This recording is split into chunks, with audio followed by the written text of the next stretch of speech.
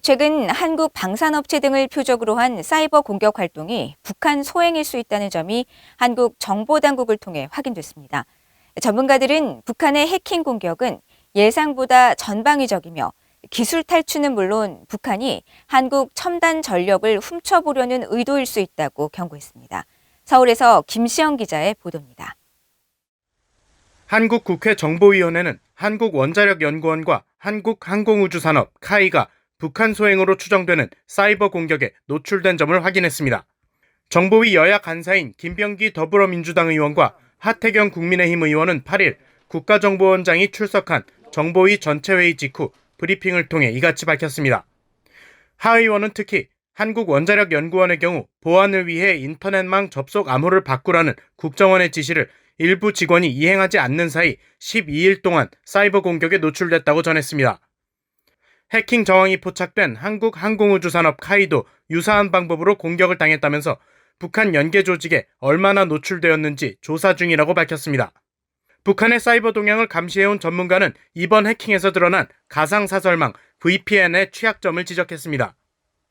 VPN은 사용자와 인터넷망 사이의 보안 연결 장치로 망 관리자의 계정이 해킹당하면 모든 사용자가 위험에 노출될 수 있는데 북한이 방산업체 등 최종 목표에 침투하기 위해 한국 내 VPN을 자유롭게 드나들고 있다는 것입니다. 근데 이 VPN 업체라는 데는 공공기관이 아니에요.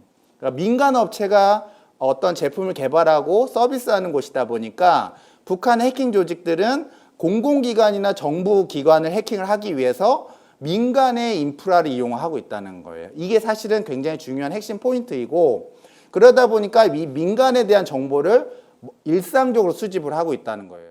국방무기 분야 전문가인 김대영 한국국가전략연구원 연구위원은 북한이 노리는 것은 금전적 이득일 가능성이 크다고 분석했습니다. 북한은 한국의 첨단 기술이 적용된 부품을 생산하거나 복제할 산업시설이 없다는 겁니다. 방위산업 수준이라든가 무기체계의 평가를 하기 위한 목적도 있어 보이지만 또 한 가지 측면에서는 이런 것들을 유출시켜서 제3국에도 이렇게 판매할 수 있지 않을까 그런 우려도 갖게 됩니다. 한국 고려대의 임종은 사이버보안정책센터장은 한국이 막대한 자금과 시간을 투자해 개발한 첨단 전력의 약점이 사전에 노출될 가능성을 경고했습니다. 시스템 재원들을 잘 분석해서 예를 들면 잠수함 같으면 정숙성이 제일 큰 중요한 문제잖아요. 그러면은 어디를 공격하면은 어떻게 공격하면은 이 정숙성이 깨져서 한국 잠수함에 위치를 파갈 수 있다. 뭐 이런 무기 체계의 어떤 약점 있죠. 취약점 같은 것도 알아낼 수 있겠죠.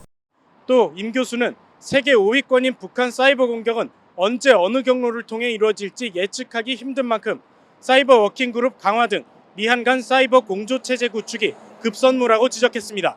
서울에서 VOA 뉴스 김시영입니다.